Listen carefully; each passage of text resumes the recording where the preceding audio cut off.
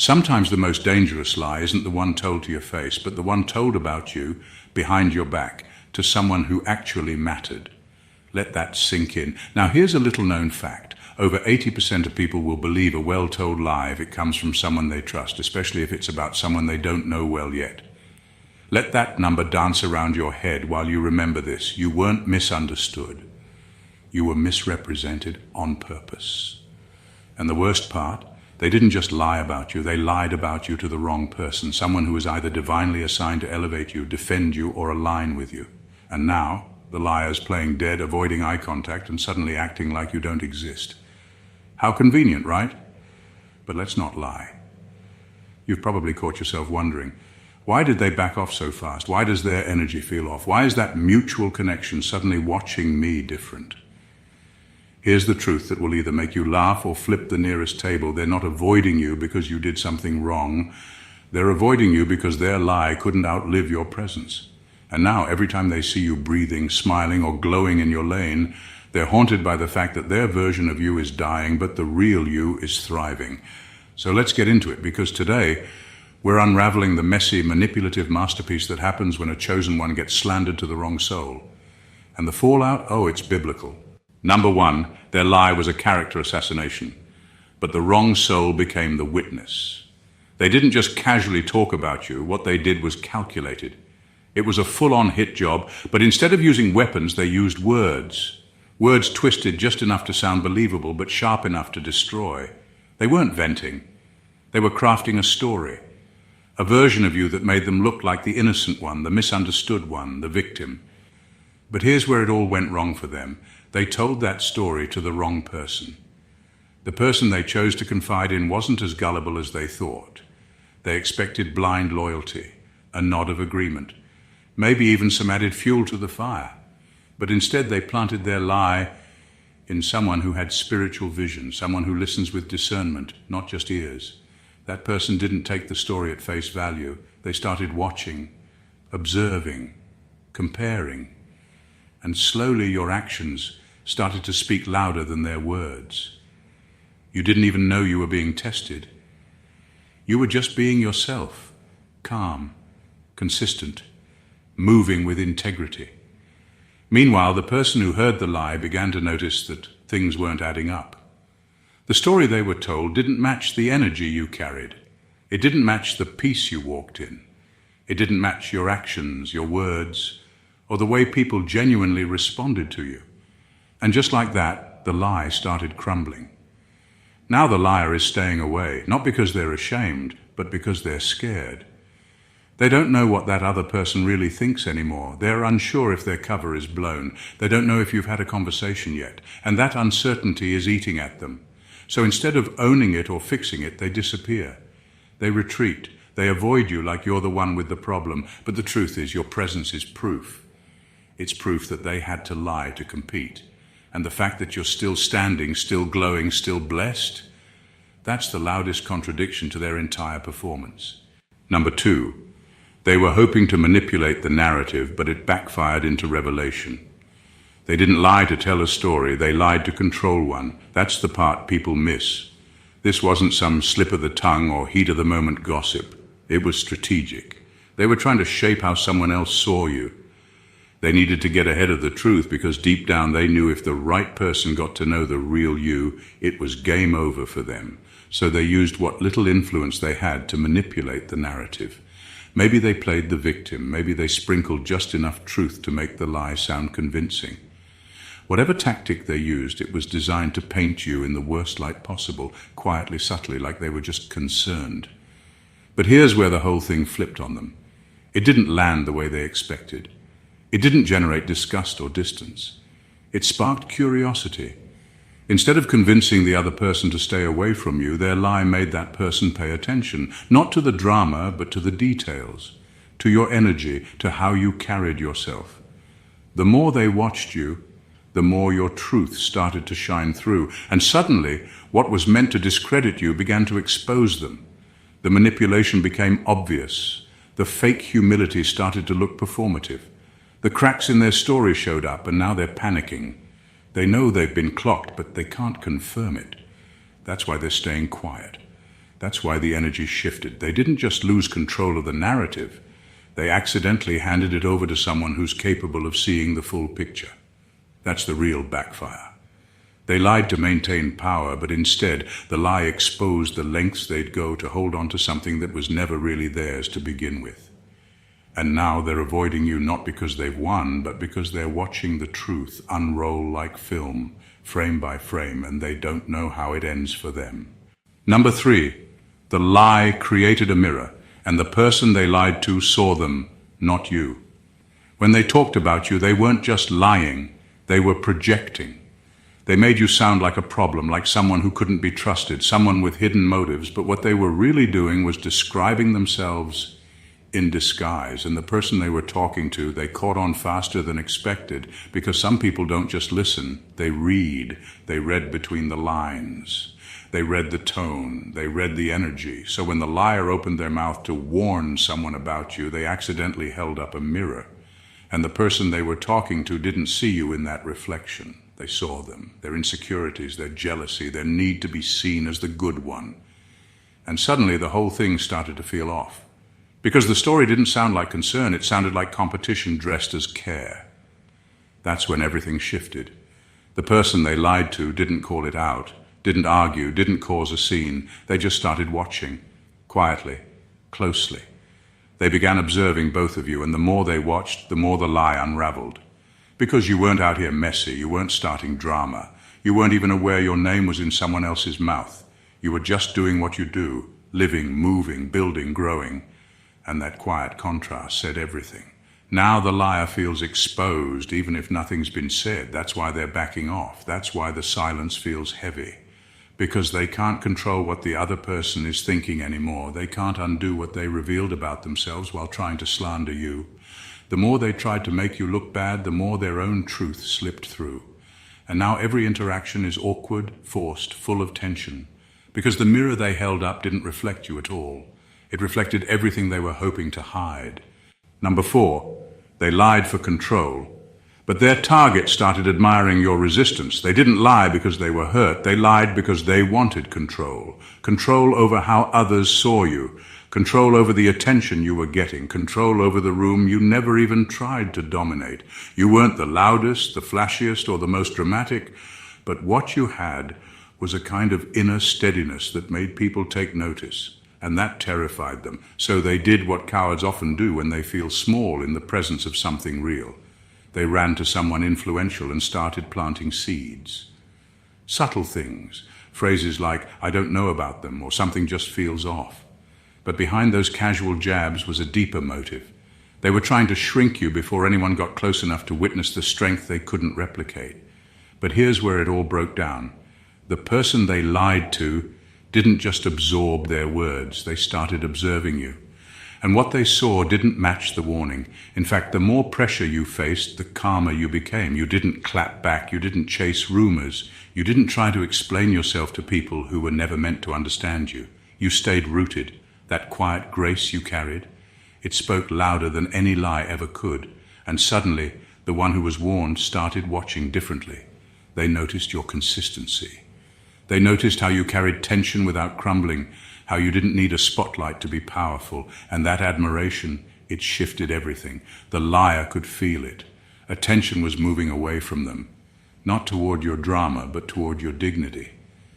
That's when the silence started, not out of guilt, not out of a change of heart, but out of fear.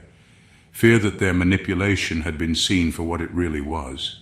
Jealousy wrapped in fake concern. Now they're keeping their distance, not to protect you, but to protect themselves from being fully exposed. Because once people start admiring the one they tried to destroy, the lie loses its grip, and so does the liar. Number 5, they weaponized your name, but didn't expect it to become your witness. They thought your name would do damage once it left their lips. They thought saying it with just enough venom, just enough sarcasm, just enough fake concern would ruin you before you ever had a chance to speak for yourself. They wanted your name to trigger suspicion, eye rolls, maybe even disgust. So they dropped it like poison into the ears of someone they thought they could influence, someone whose opinion held weight. But here's where it all went sideways. Your name didn't land like poison. It landed like a spark. Instead of pushing the other person away from you, it pulled them in, because something didn't sit right. The tone, the delivery, the timing, it all felt too rehearsed. So the person they lied to started doing their own silent research. They started observing not from second-hand information, but first-hand truth. And what they saw didn't match the narrative. Your actions didn't align with the warning. Your energy didn't reflect the accusation. You weren't defensive, desperate, or chaotic. You were steady, focused, and far too busy building to be bothered. That's when things started shifting. Your name, which was supposed to be a red flag, became something entirely different. It became a signal to look deeper, to question the messenger, to reconsider who was really the problem. And the more your name came up, the more the truth revealed itself, not through arguments or drama, but through your life. Now the liar's losing grip and they know it. The name they tried to weaponize is working against them. Every time it's mentioned now, it doesn't trigger suspicion.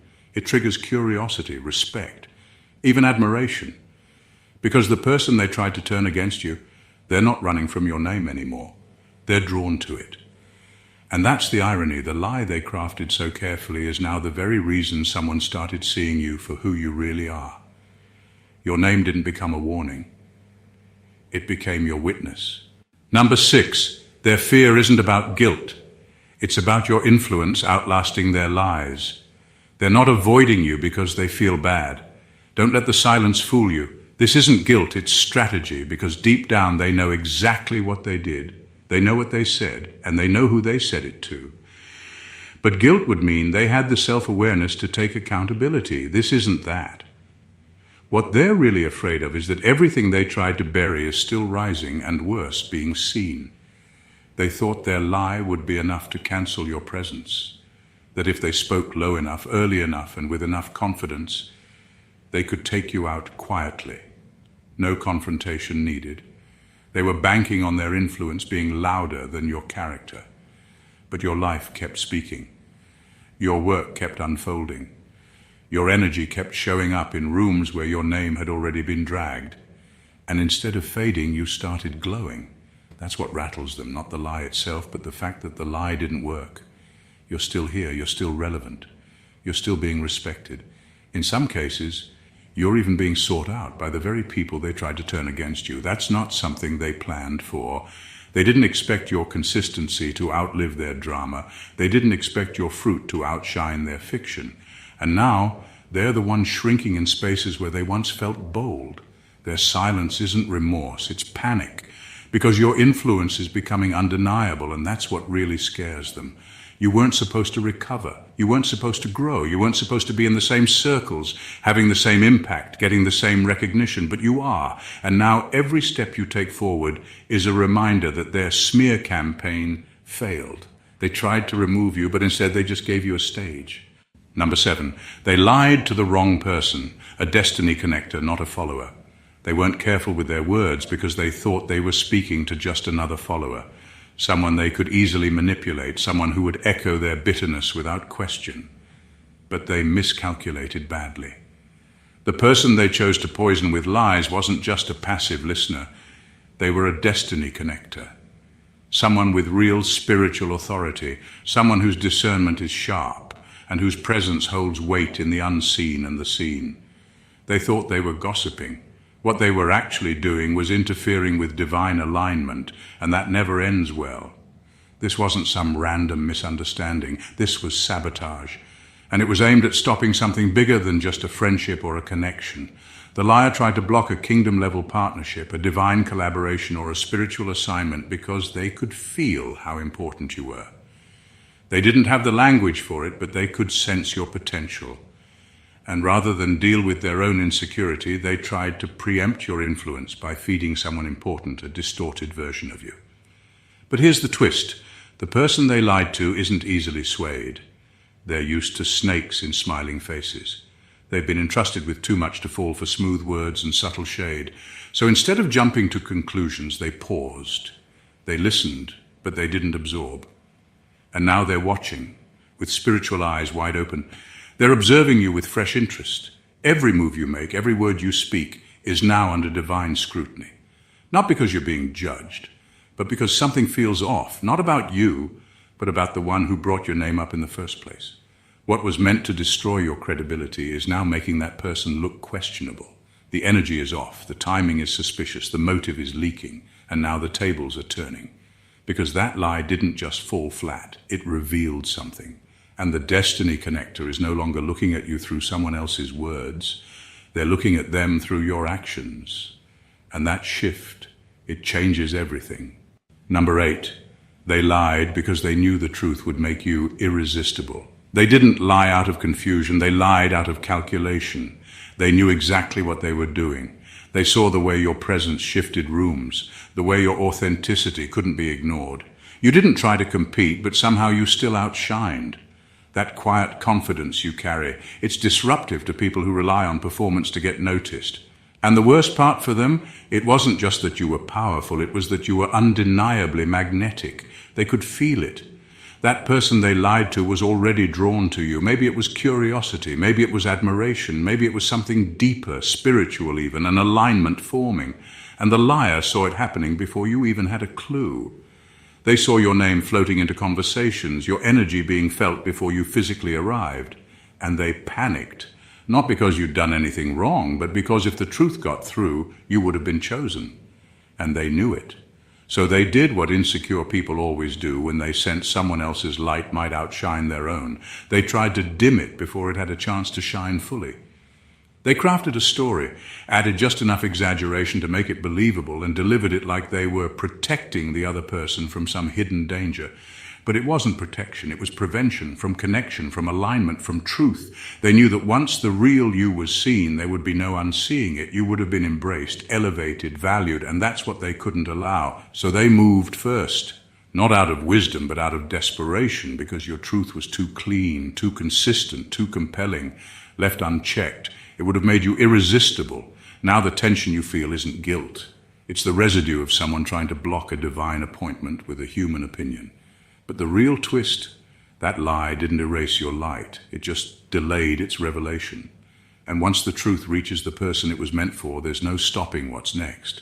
Number 9, they created distance because they can't risk accountability. They didn't disappear to protect their peace. They vanished to protect their lie. The truth is they're not at peace at all. They're anxious, on edge, watching from a distance and hoping the pieces never connect. They created space between you and them because they know one simple conversation could end everything they've worked so hard to fabricate. It's not that they're done with you, it's that they're terrified you're about to start seeing clearly. They ghosted you not because they've healed, but because your presence is a liability. Being near you increases the risk that you might talk, risk that the person they lied to might actually ask you questions, risk that the fake version of the story they told starts unraveling in real time. So they cut off access, blocked, muted, disappeared, whatever they had to do to keep the story from falling apart. But they're not in control anymore, and that's what's driving their silence. Because now they're not sure what you know. They're not sure if that person they lied to is still on their side. They don't know if you've been watching things click into place, so they keep their distance, not as a sign of maturity, but as a shield. Because proximity would require honesty. It would demand accountability. And they can't afford that. They've built too much on this false version of you, the sympathy, the alliances, the access. It's all resting on a lie. And the closer you get to the people they manipulated, the more fragile their foundation becomes. One honest conversation is all it would take for everything to collapse. You're not confused. You were never the issue. They are. They're the ones stuck living in fear of the truth you carry, and now every step you take toward clarity puts pressure on the cracks they tried to hide. That's why they're gone. Not because you're wrong, but because they are. Number 10, you became the proof of their manipulation simply by existing. You didn't have to call them out. You didn't need to post cryptic quotes or clear your name in some dramatic scene. You just kept being real, kept showing up in your full truth, and that alone became the most uncomfortable mirror they've ever faced. You didn't need to fight for credibility. Your consistency is your credibility. Your existence, unbothered and undistorted, became the very thing that made their manipulation obvious. Because if everything they said about you were true, you should have crumbled by now. You should be bitter, chaotic, or hiding. But instead you're steady. You're aligned. You're glowing in places they said you'd never reach. And every success, every quiet moment of peace, every time your name comes up in a positive light, it undoes the script they wrote. You became the proof. Not because you tried to be, but because the truth has a frequency. It doesn't have to shout, it just resonates. And yours is ringing louder than ever. The lie they told doesn't match the life you're living. And the people paying attention, they can feel the disconnect. They may not say it out loud, but they're watching. The energy isn't adding up. The smear campaign is starting to look like projection. The silence is starting to look like fear. And you're starting to look like evidence. They thought lying would bury you, but all it did was expose them. Because now, the contrast between their words and your walk is undeniable. They wanted to control how people viewed you, but all they've done is shine a brighter light on their own insecurity. They had to twist the truth because the real version of you would have dismantled their entire image. So no, you don't need to say anything. Just keep living, keep building, keep being. Every time they hear your name now, it reminds them of the one thing they can't silence or spin. You're still standing. And that was never supposed to happen. Number 11, their lie wasn't just about you. It was a last-ditch effort to preserve a false identity. They didn't lie just to take you down. They lied because you exposed something in them they couldn't afford to face. Your presence didn't just challenge their narrative about you. It shook the false identity they'd carefully constructed for themselves.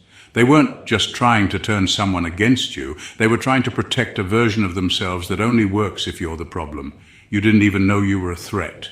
Yet somehow your confidence, your clarity, your authenticity made them feel like they were standing in front of a mirror they didn't ask for. They had worked so hard to be seen a certain way, maybe as the victim, maybe as the wise one, maybe as the misunderstood, selfless friend. But whatever mask they wore, it only stayed intact if people didn't look too closely. And then you came along, someone they couldn't control, someone who didn't need to perform to be accepted. And that terrified them, so they panicked. They knew the person they lied to respected you, or would have if they'd gotten the chance, and they couldn't risk that. So they acted fast. They made you the unstable one, the selfish one, the unsafe one. Not because it was true, but because your truth, your realness, your light, your unapologetic wholeness was a direct threat to the illusion they were selling. But lies are temporary. Energy is not. And now the truth is starting to breathe.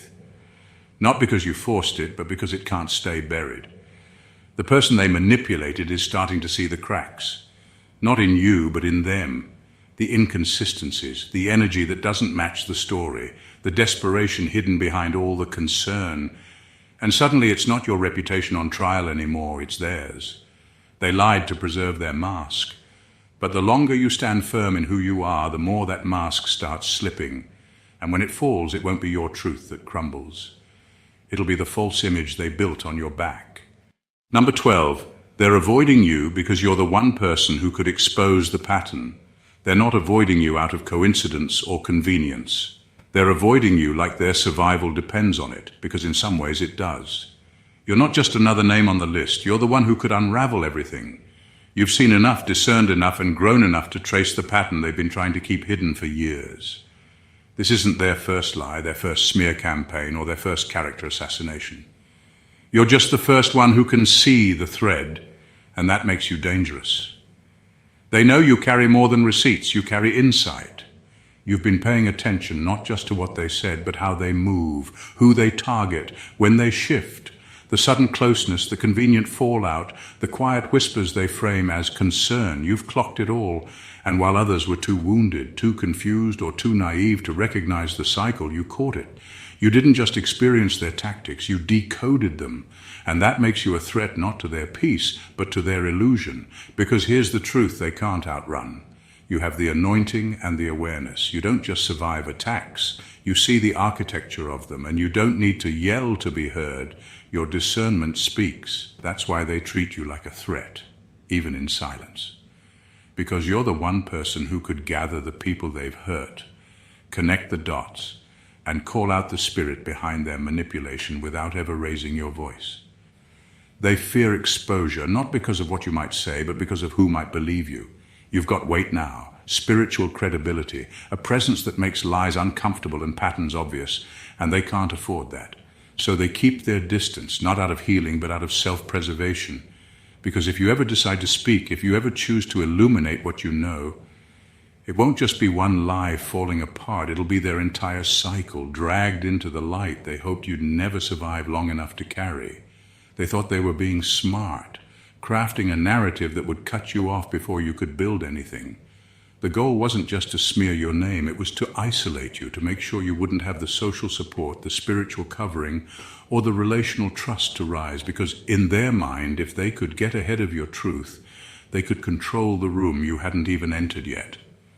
They weren't trying to hurt you randomly, they were trying to rob you of your connections, your credibility, and ultimately, your calling. But the plan backfired. Because while they were busy building alliances on broken information, you were busy building yourself. They used gossip, you used growth. They relied on being liked, you relied on being rooted.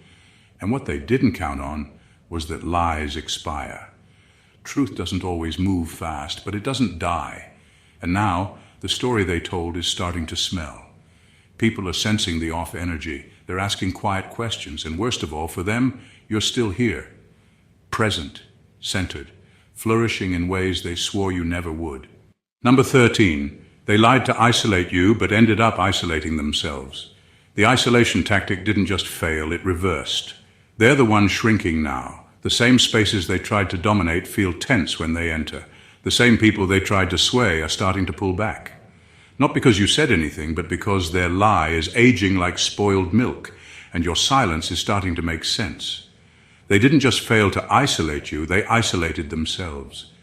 Because lies attract fast, but they don't last. And once people start seeing you for themselves, your consistency, your clarity, your peace, they realize the version they were sold doesn't match the reality in front of them.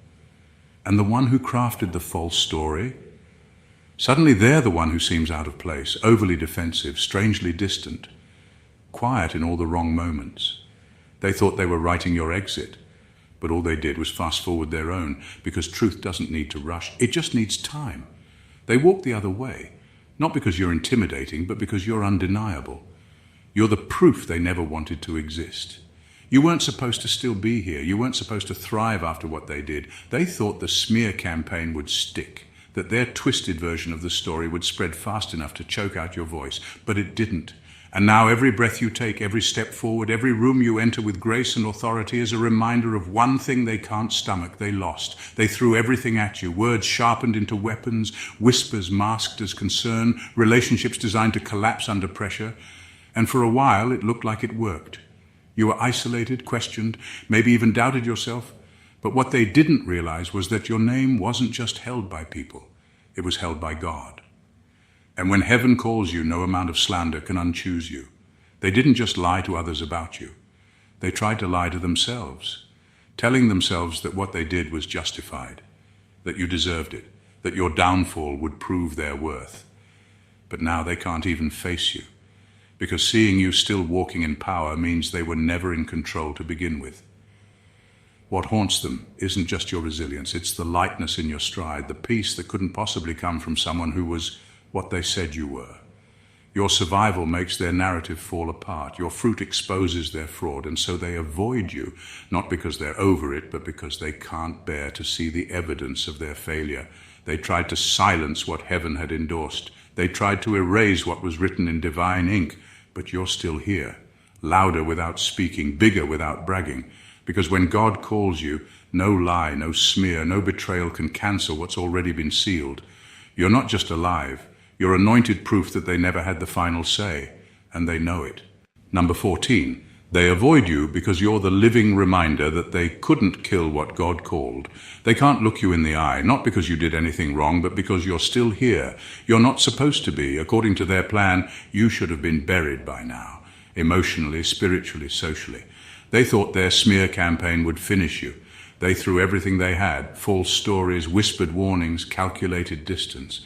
But even after all that, you didn't break, you didn't fold, you didn't fade, and that's the problem. You're the proof that their power was never real. You're the living, breathing contradiction to every lie they told. You were supposed to collapse under the pressure, disappear in the shadows, lose your voice in the noise of their false narratives. But instead you evolved. You got quieter, but not weaker. You got stiller, but more potent. You didn't defend yourself in chaos because you knew heaven was defending you in silence.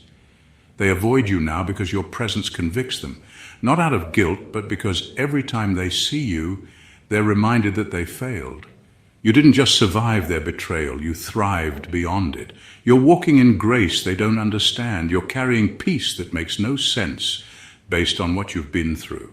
And that's unsettling for people who believed they had the final word over your life, but they didn't. They never had the authority to cancel what God called. They never had the reach to undo what was already written in divine ink. You were chosen before they ever spoke your name. And now your very existence drags their lie into the light. You don't have to say a word. Your presence is enough. Your peace is loud. Your fruit is undeniable. And your survival, that's the sermon they can't unhear. So let them avoid you. Let them tremble in the face of what they tried to destroy. You are the reminder that what's divinely protected can never be buried by human sabotage. They couldn't kill it because they never called it. Let them stay silent. Let them avoid you. Let them fumble through the weight of their own web of lies, because the truth is they didn't just lie about you. They revealed everything about themselves. They tried to erase you from rooms you were destined to walk in. They thought slander would be a shortcut to status. But what they forgot is that no lie, no matter how eloquently told, can outlive a life rooted in truth. You didn't fight back with venom. You didn't launch a counterattack. You simply kept living, kept glowing, kept building, and that's what's burning them now. They're not haunted by your retaliation. They're haunted by your resilience. You were the one variable they couldn't control. You were the one voice they couldn't drown. And now, the narrative they crafted is collapsing under the weight of your reality. Every lie they told planted a seed of suspicion in them, not you. Because the people they tried to turn against you are starting to see the cracks. They're watching your name rise, your influence stretch, your peace deepen. And slowly, the mask is slipping on the one who swore they were the victim. Because the truth, it has a pulse. And now it's thundering in every room they hoped you'd never enter again. You never had to defend yourself. Your life did it for you. And the same story they used to slander you, it's now being rewritten into a testimony. So don't worry about who distanced themselves. Don't chase clarity from those who benefited from confusion. Let the silence speak for them. Let the fruit speak for you. And keep walking like the chosen one you are. Not because you're trying to prove a point, but because your very existence is the point. You weren't just lied about. You were revealed. And now nothing can stop the light they tried to bury. You are the proof. You are the prophecy. You are still becoming the version of you they swore could never exist. And that is why they stay away. If this message resonated with you and you're ready to step into your truth and power, make sure to hit that subscribe button so you never miss a word that strengthens your journey. If you found value here, please like the video. It helps more people find this message who need it just as much as you do. Drop a comment below and share your story or thoughts. Your voice matters, and your experience could be the breakthrough someone else needs to hear. And don't forget to share this with anyone who's been misunderstood, underestimated, or mislabeled, because together we rise above the lies and walk boldly into our destiny. Your support keeps this community alive and thriving, so thank you for being part of this movement.